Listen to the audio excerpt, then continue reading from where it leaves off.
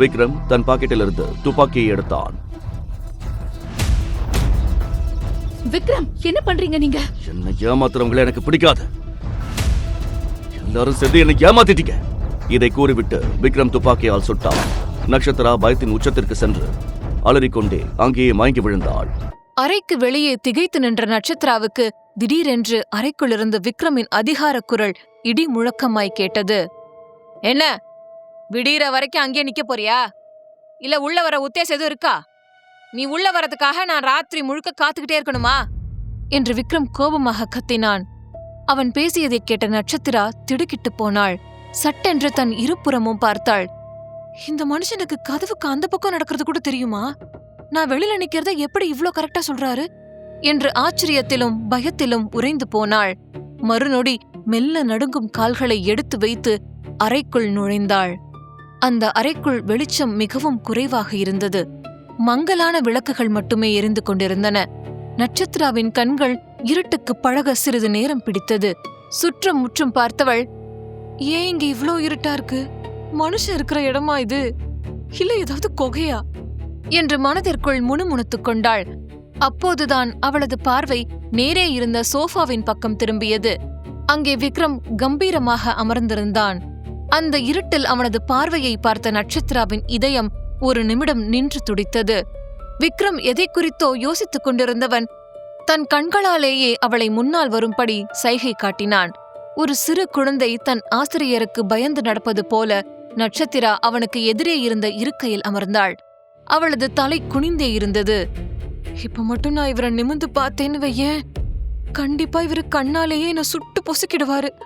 அவ்வளோ கோபமா இருக்கு அந்த பார்வை என்று நினைத்தபடி தன் விரல்களை பிசைந்து கொண்டிருந்தாள். விக்ரம் அவளை ஒரு ஏளன பார்வையால் அளவெடுத்தான். அவனது குரல் இப்போது இன்னும் கடுமையாக ஒலித்தது. நீ எதுக்காக என் வாழ்க்கையில வந்தேன்னு எனக்கு தெரியாது.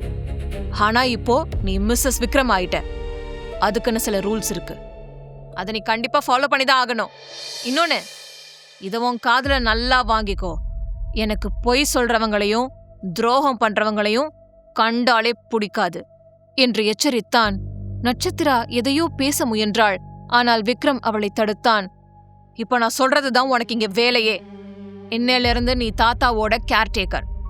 இனிமே அவருக்கு எந்த மன அழுத்தமும் வரக்கூடாது. அவரை நீதான் பாத்துக்கணும். அவரோட சந்தோஷம்தான் முக்கியம். இந்த வீட்டோட வேலைக்காரியா நீ இங்க இருக்கணும். என்னோட பார்வையில உன்னோட தகுதி ஒரு சாதாரண வேலைக்காரியை விட கம்மிதான் என்றான். இதை கேட்டதும் நட்சத்திராவுக்கு தூக்கி வாரி போட்டது. வேலைக்காரியா? நான் இந்த வீட்டோட மருமகன்னு தானே எல்லாரும் சொல்றாங்க. இவர் என்ன ஒரு சாதாரண வேலைக்காரியா நடத்துறாரு என்று உள்ளுக்குள் குமைந்தாள். ஏன் அமைதியா இருக்க?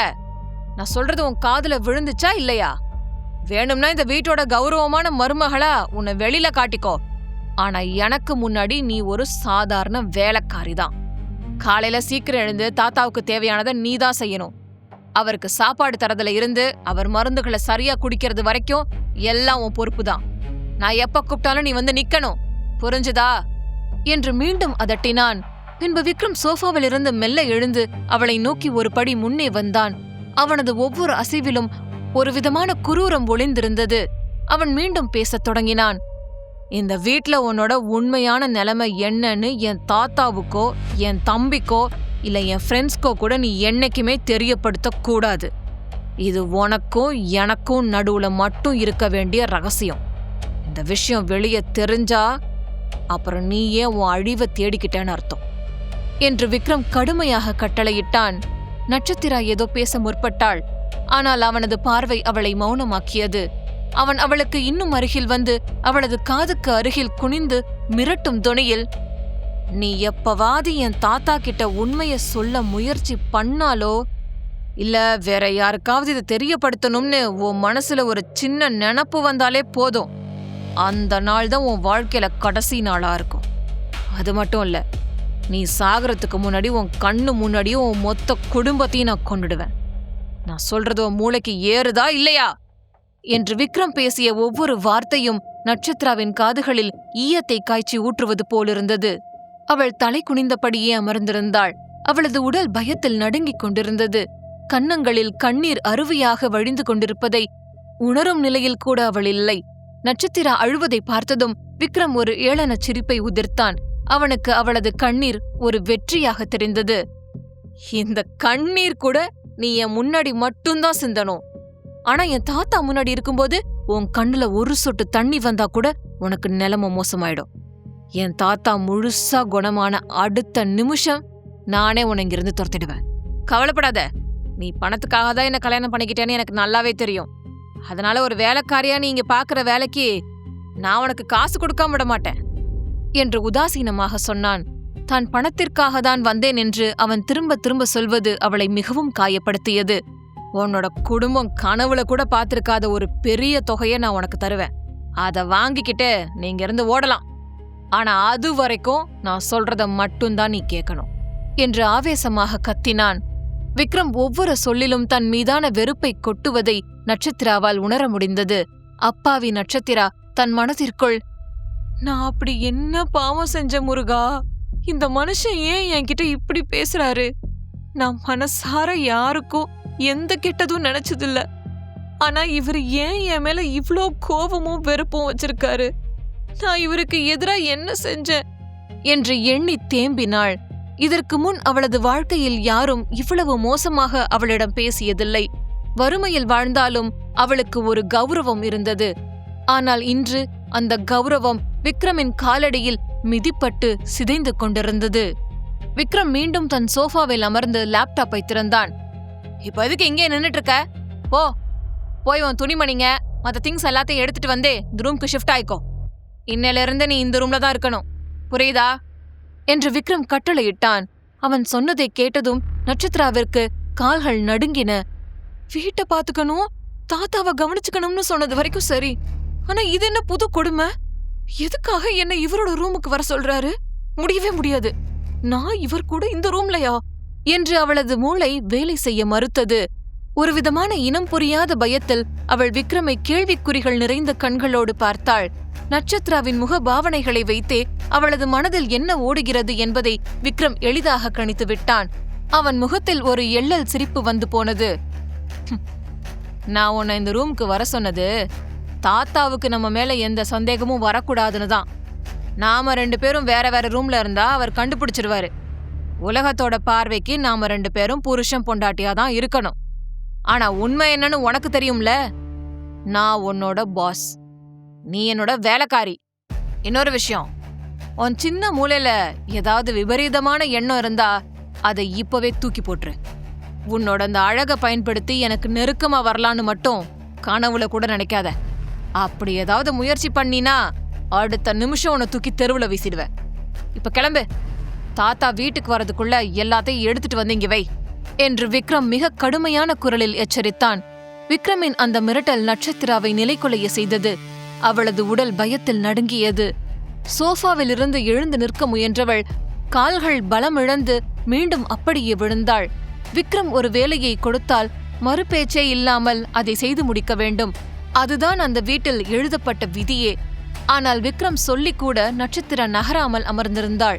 அவள் இந்த அறைக்கு நிரந்தரமாக வருவதை நினைத்து பயந்து போயிருந்தாள். ஆனால் அவனுக்கு அது அவள் அகங்காரமாக இருக்கிறாளோ என தோன்றியது.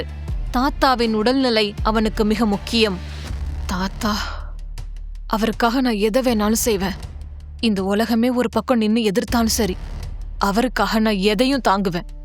சின்ன வயசுல எங்க அப்பா அம்மா என்னை தவிக்க விட்டுட்டு போனப்போ எனக்கு அம்மாவாவும் அப்பாவாவும் இருந்து வளர்த்தவர் அவர்தான்.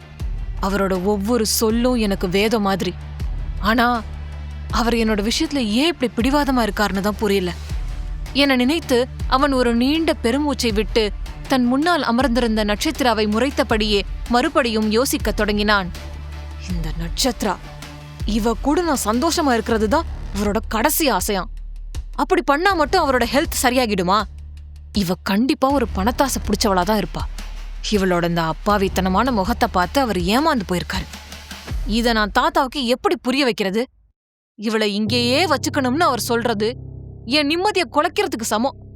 ஆனாலும் அவரோட உயிருக்காக நான் இதை செய்வேன். அவர் சொன்னபடி இவளை என் ரூம்லே தங்க வைக்கிறேன். ஆனா இது தாத்தாவுக்காக மட்டும்தான் என்று அவன் தன் கைகளை இறுக மூடினான்.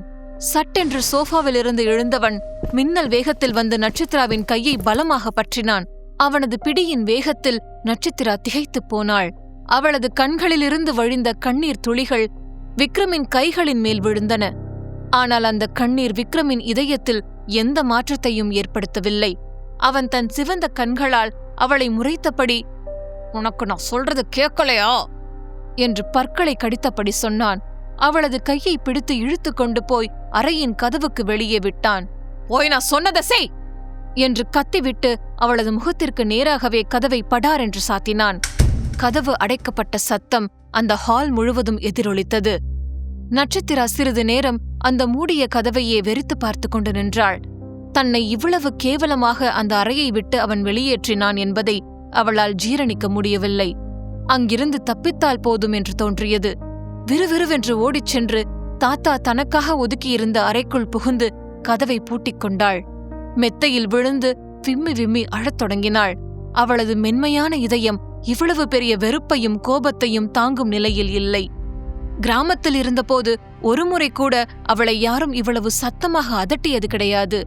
எல்லாராலும் நேசிக்கப்பட்ட அவளுக்கு இப்போது காரணமே இல்லாமல் இவ்வளவு பெரிய வெறுப்பை சந்திக்க வேண்டியிருந்தது. "முருகா, நான் என்ன தப்பு பண்ண? ஏன் இவரு என்கிட்ட இப்படி நடந்துக்கிறாரு?